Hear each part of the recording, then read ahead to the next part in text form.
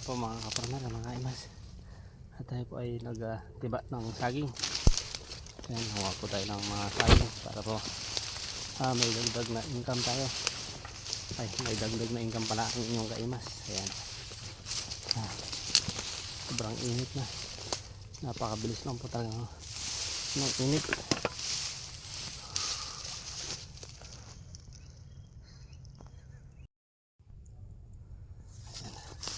Hawak muna tayo mga kaparmer. Ito po ang aking nakuhang saging dito. Wala tayong kasama, wala namang kasama ang inyong kaimas, kaya solo muna. Ay naku, ang init, sabi na init mga kaparmer, mga kaimas. Kaya ayan,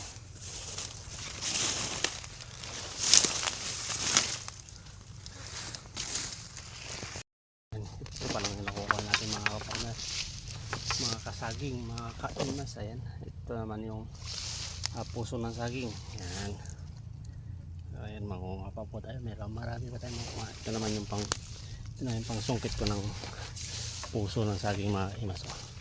Yung tinatawag na karit. Ayan, papakita ko po sa inyo kung paano kuha ng puso. At yun o, meron pa tayong kukunin dyan na saging. At ito, pakita ko po sa inyo kung paano po ang pagkuha ng puso ng saging. Yan,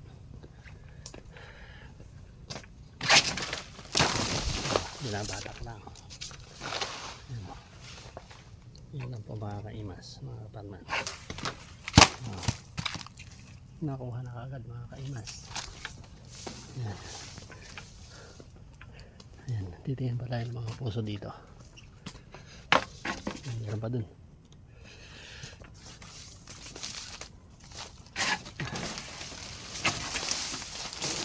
Pag panahon ng puso talaga, tarang marami pong makuha ang puso.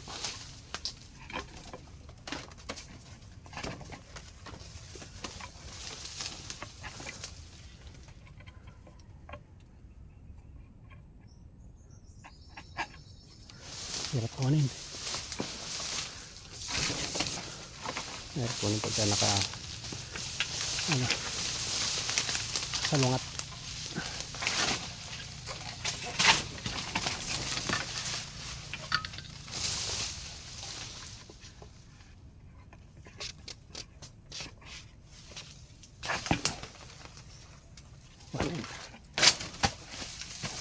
Ayun, nakuha na naman tayo mga kaimas. Lipat ulit tayo sa kabila.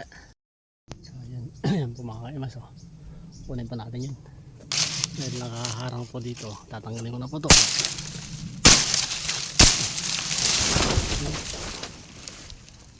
Kailangan tanggalin para makuha ko itong saging dito.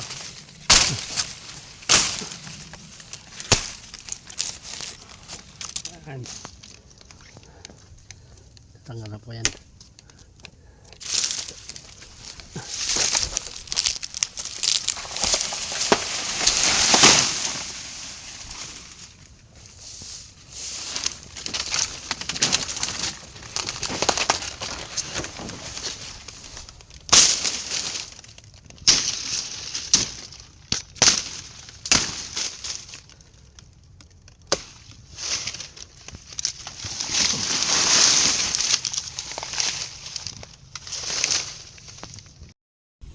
Ayan na po mga kapartner, mga kaimas, ang aking pong nakuhang mga puso. Ayan, dami marami pa sana doon, kaso nga lang hindi ko pa nakukuha. Baka mamaya siguro dito naman po yung nakuha kong saging.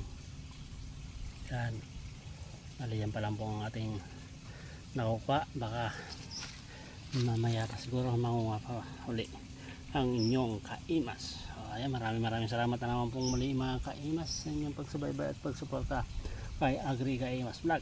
Hanggang sa muli.